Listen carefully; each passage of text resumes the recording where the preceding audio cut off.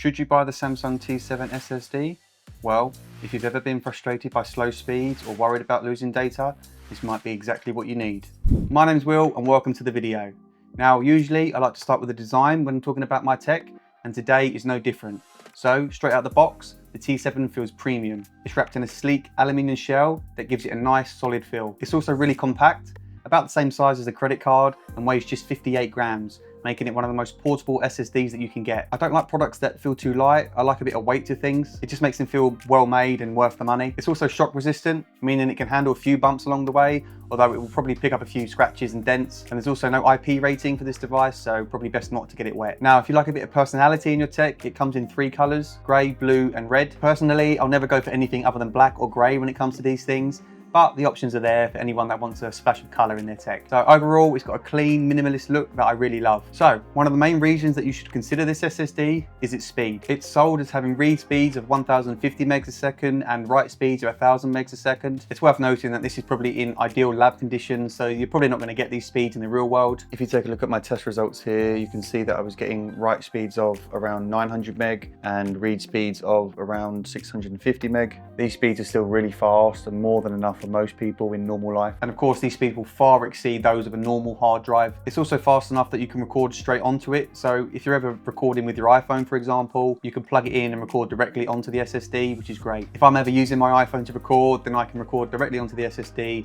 and I plug this into my Mac and transfer the files at much faster speed. So it looks clean, it's super fast. What about security? Of course, if you're storing important files, then security matters. So the T7 comes with 256-bit encryption, and you can set up a password using the Samsung Magician software. Now, I have to say, it's great that you can password protect the drive, but I found this process really painful. The Magician software from Samsung is just horrible in my opinion. It's slow, clunky, and just not very user-friendly at all. There also seems to be some issue with using the software on Macs with M-type processors. So anyone with an M1 chip or higher is going to struggle to use this software. I had to look up online how to change a bunch of settings so that I could actually set the password using the software. Once I did this, I was then able to set the password, but again, it was just painful to do it. On top of this, if you do set a password and then you plug the SSD into a device that doesn't have the Magician software, you then can't enter the password on that device, making the SSD useless. This was no good for someone like me that wants to use the SSD on my iPhone and iPad, so in the end, I just didn't set the password at all. On the subject of security, there is a variant of the T7, which is the T7 Touch,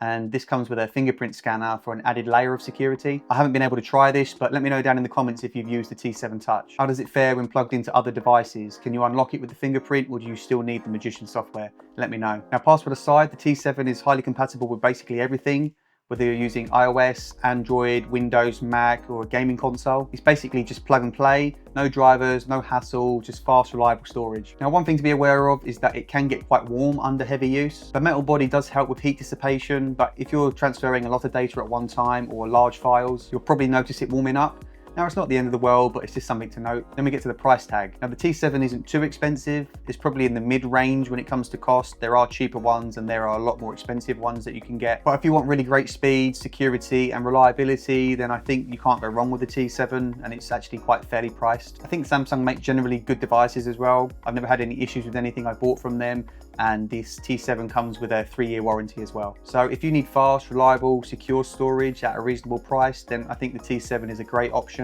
As I said earlier, there are other devices in the similar price ranges, most notably from SanDisk, although I have heard that there's been some issues with those, especially on the 4TB versions, so just be careful with those. Personally, I would go with the T7. As I said earlier, it just feels solid, secure, and I trust that Samsung have made a good solid device. So what do you think? Have you used the T7? Have you used some of the other devices in a similar price range? Let me know down in the comments what your favorite is. Are there any that I need to try out myself? Let me know. If you like this tech review, then why not check out my last review of the DJI Mic Mini?